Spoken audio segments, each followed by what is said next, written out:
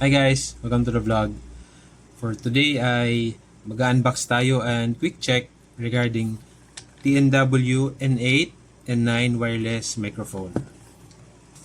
Nabili ko siya sa Shopee for around 820 plus. Nabili ko siya during promo.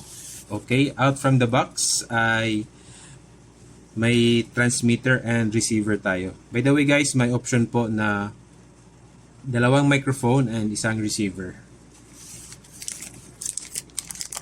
May kasamang microphone headset. And this one, I believe, ay TRC. TRC 3.5mm camera to transmitter cable. Dual type C. Siguro pag-charge ng transmitter and receiver.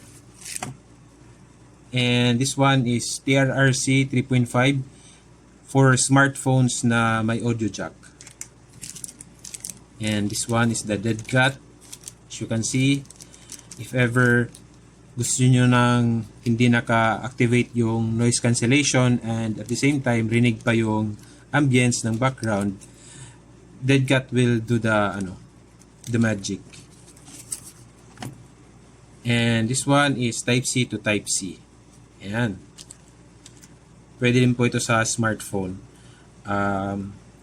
Receiver and this one direct sa smartphone. And the manual. Okay. This one is the transmitter. Ito bali yung parang microphone. Okay. Install natin yung dead cat.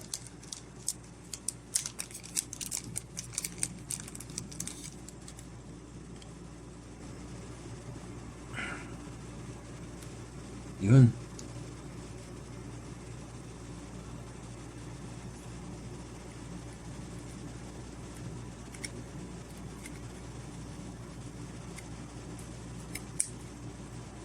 Okay.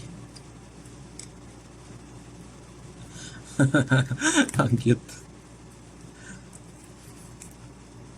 And ito yung receiver. Ito yung i-connect nyo sa camera or sa smartphone. Test natin guys. Okay, the moment of truth. This is my voice with the microphone and the dead cat. Testing, 1, 2, 3. Okay, testing. This is my voice with the microphone and the dead cat.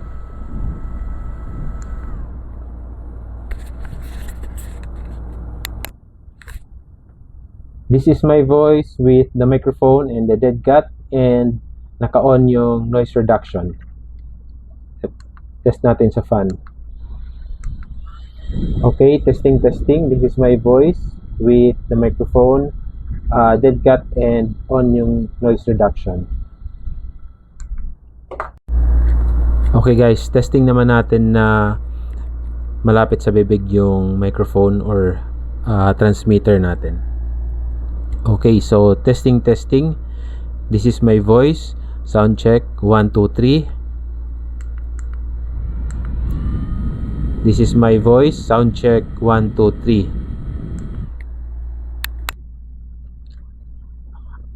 Noise reduction on.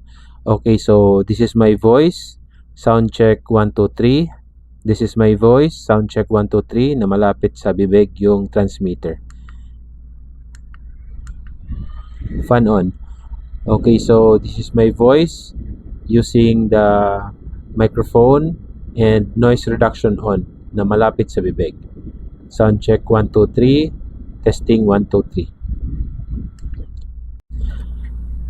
Okay guys, I think that's it. Sana nakatulong or sana natulungan ko kayo mag-decide which microphone yung kinuha nyo.